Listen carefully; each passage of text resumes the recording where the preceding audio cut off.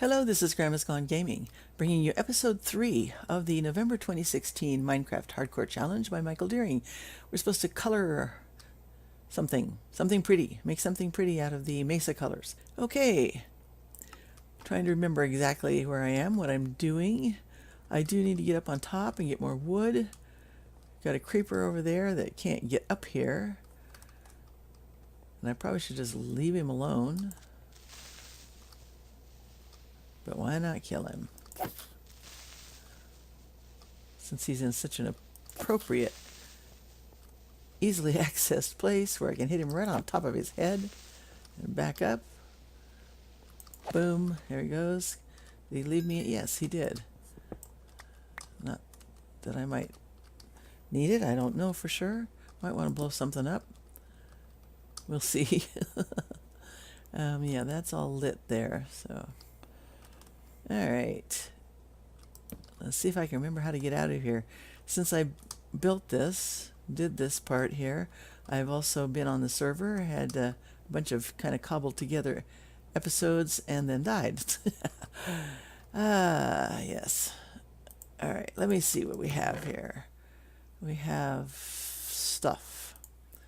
Looks like I could make a bow. All right, 1, 2, 3. We'll make a bow. And make some sticks. And then make a bow. Should also just go ahead and make a fishing pole, I guess. Let's see. Bow first. There's that. Get that out of there. And go ahead and grab those other two. And make a fishing pole. Okay. I don't have stuff to make arrows. I'll just have to kill some things, so no use taking the bow with me. And that'll be skeletons, by the way, not chickens this time. Okay. Rail that I collected. Just stuff. What do I need? Anything made out of iron? I have iron armor. I'm going to take the fishing pole with me, and I'll also need to get my bucket filled with water.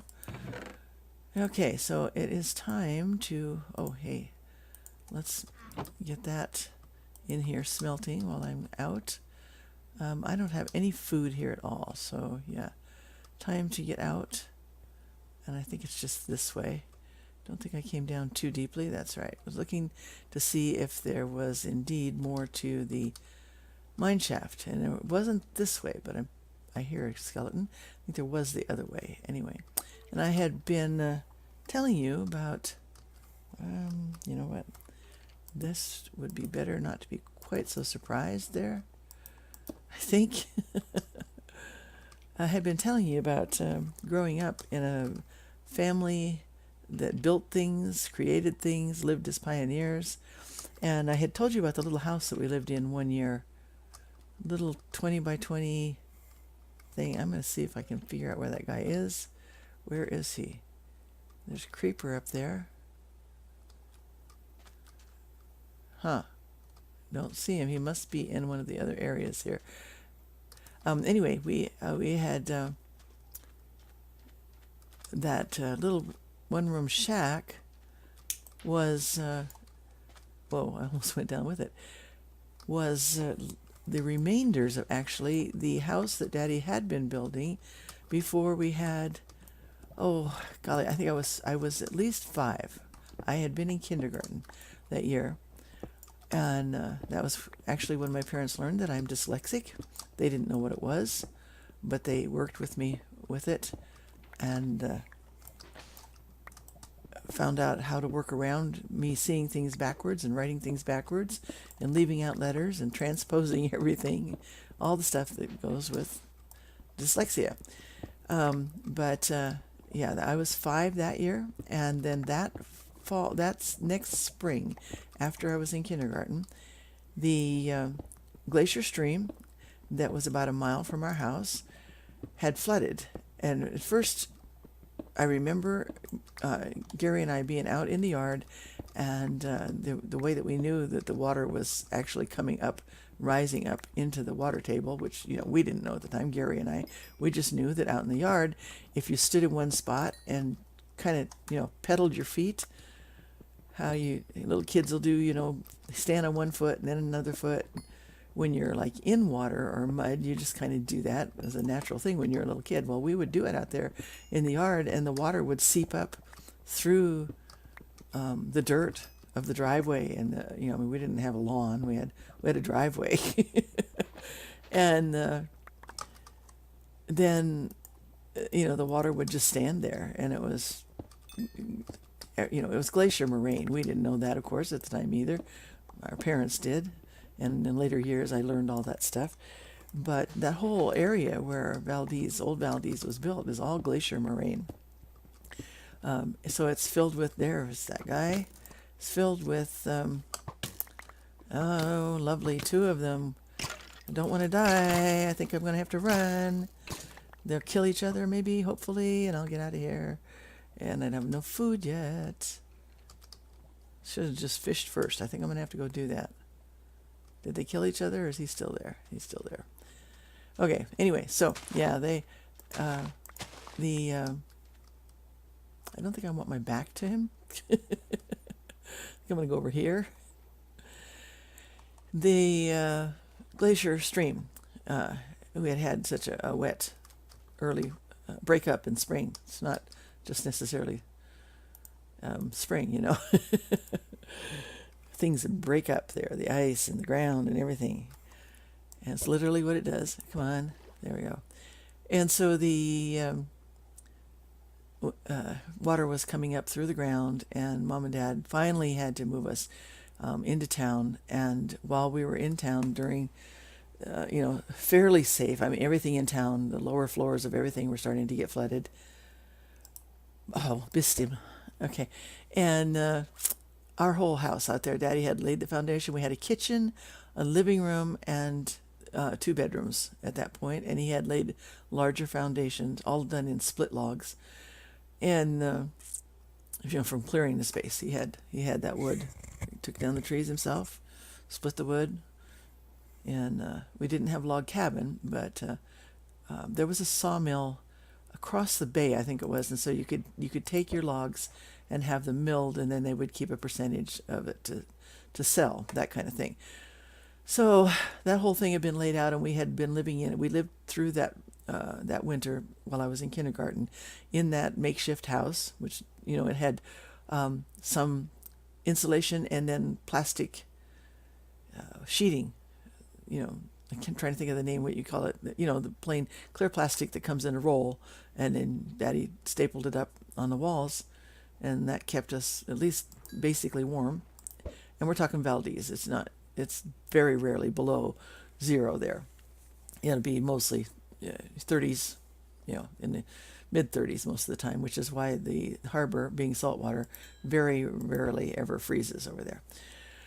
So anyway, during that spring, that whole thing got flooded. And that, as we called it, the little blue house later on, oh, hey, look at that. What do you call it? A tripwire hook. What am I going to use that for? So the little blue house, which was that 20 or 30 by itself room, was our kids' bedroom at the one time. And then Daddy had gone ahead and moved the hand pump over there. Come on, another fish, please, because the sun is going down. Come on, I need food. I only have a little bit, but there we go. Come on. So yeah, that was our shelter. That I'm trying to think. That was probably, we had lived in the Gilson apartments for a while. That was the first winter that we had actually lived back out there again, and I think I was in the 4th grade that year. 4th, yeah, not even the 5th.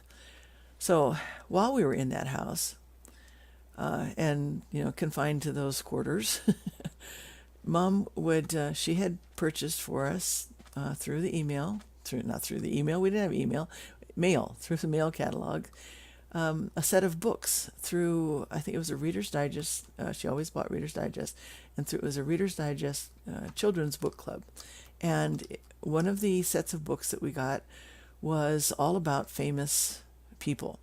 And one of the ones that I remember her reading to us, let's get this fish in to cook. We have 3 regular fish and a salmon. That's good. One of the ones that she read to us was about Pulitzer, Joseph Pulitzer, who, now my memory's not serving me correctly, but did he actually, yeah, he began, of course, the Pulitzer Prize for people of varying different abilities that worked and made something out of their lives. So all of the books that we read, including that one, were all talking about people that had started with next to nothing and had worked their way up to being either famous or at least, some of them were in office. We read about George Washington. We read about Abraham Lincoln. All sorts of, inventors, Eli Whitney, and all of those different people that they did what they needed to do, not necessarily they didn't think they were going to become famous for things. That wasn't their aim at all. They worked for their own needs. Let's go ahead and eat here. And they worked to help others overcome needs. And that's just what they did. And that's what we grew up knowing. And, living in a pioneer town, even as in advanced years of a pioneer town, this was then in the 60s. Well, it wasn't 60s yet. It was still 50s at that point when we were being read those stories. We learned that not only did they then provide for those things, but they did become well known for what they had done, but that the reason wasn't, there's another one of those scrapers, wasn't that they were like sports players or anything like that. Basically, they were all somebody who did something for their fellow man. And so that's what we grew up with.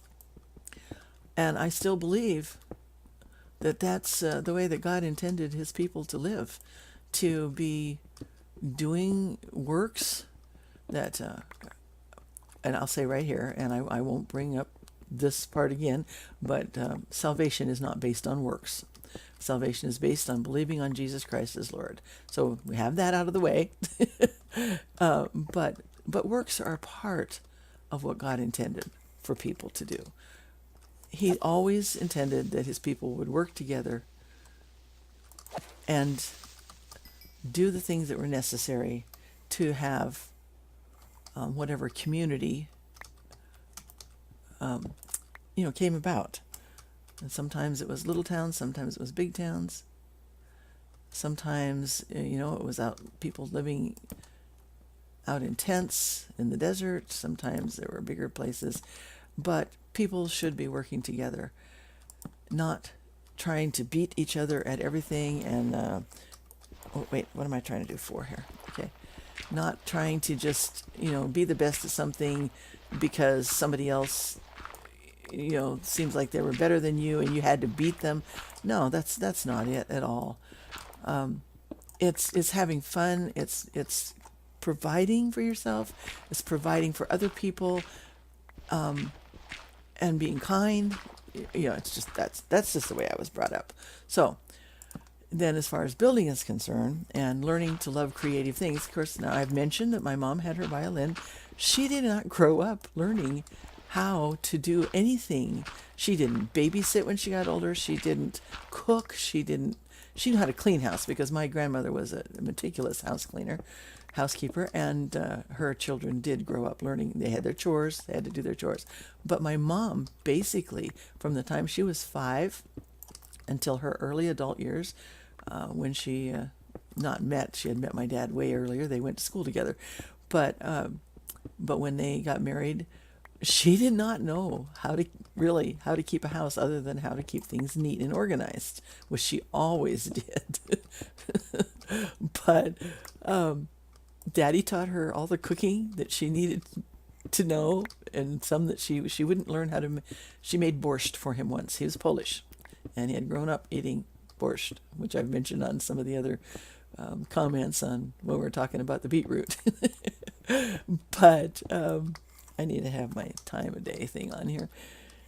But he wanted borscht. He loved borscht, and then she made it for him once, and she tasted it and said, "Frank, I'm not making that for you anymore. I'll make just about anything else, but if you want borscht, you're going to have to make it yourself." Now, she loved beets. You know, we kids grew up loving fresh vegetables, and beets was one of the things we grew.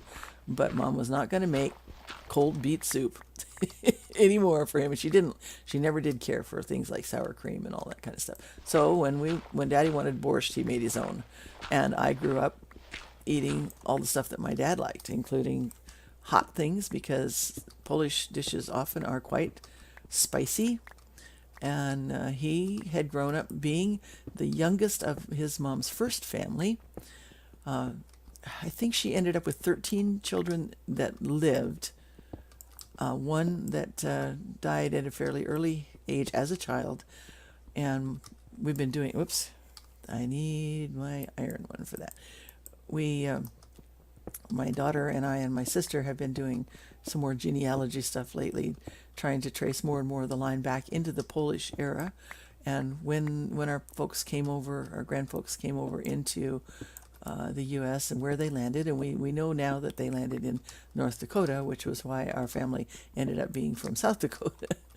And very interesting stuff. Loved looking into the genealogy stuff. But and they came from farm stock originally, and that's why a lot of the Germans and Poles were brought over into, if they came through Canada, they were brought over, like inducted sort of into North Dakota.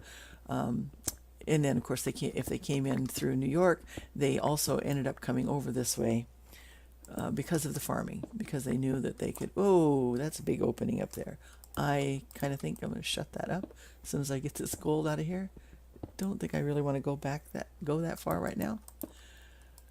Anyway, so Mom, though, when she was 5, my grandpa had asked her, a violin salesman came to the door, believe it or not. And he played the violin. And I don't know whether that salesman had heard, he was probably looked up trying to find musicians in the area. So when he came, my grandpa asked my mom if she would like to learn how to play the violin. And she said yes. She said, from what she remembers, she didn't even think about it. I think she just knew that he played and she liked it and she would like to play. And so he bought her a child-sized violin. That was at age 5, and she never stopped playing. I say never. She passed away a few years ago. She had to stop playing when she was 79 due to arthritis. But some of the arthritis that she had was probably due to her playing violin for so many years, because if you've ever seen anybody play, I tried to play once. I couldn't do it. It hurt my back and my arms so badly. I played other instruments, but I could not play the violin. I could not hold it correctly and play it, and without being crippled, like just, every time I tried to play, it was terrible. And after that, I really had a great appreciation of what that had done to her, because my grandma had basically a hunchback anyway, and my grandpa had arthritis later on, and now that I'm grown and have rheumatoid arthritis myself, and 2 of my girls, actually all 3 of them have it, I realize that it has run down in our family for a very long time. But for Mom, that leaning and that, she was being a pioneer, and she then in later years, and she was cooking and cleaning and washing clothes by hand in iron tubs, galvanized. Well, probably, yeah, I think they were iron still. They could have been aluminum, but I think they were iron. But anyway, they were just big tubs, and she had to move them around. She had to carry water for them, do all that stuff, and she never complained. Absolutely never complained. She loved living in the country like we did. She had grown up a very frugal life. My grandpa and grandma were very, very frugal. They grew up Mom grew up during the Depression, and so they knew how to pinch those pennies and make every little bit work for them. It is day 3, and so I'll have to tell you more about how I learned about how Mom what her work ethic was before she married my dad and then afterward. But it's a fascinating story, and I'll tell you more about that when I come into the next episode. Thanks for watching, and I hope you'll join me for number 4, and I will be getting out and getting more colors then, and I have an idea of what I'm going to build. So I will see you in number 4, and thanks for watching, and bye for now.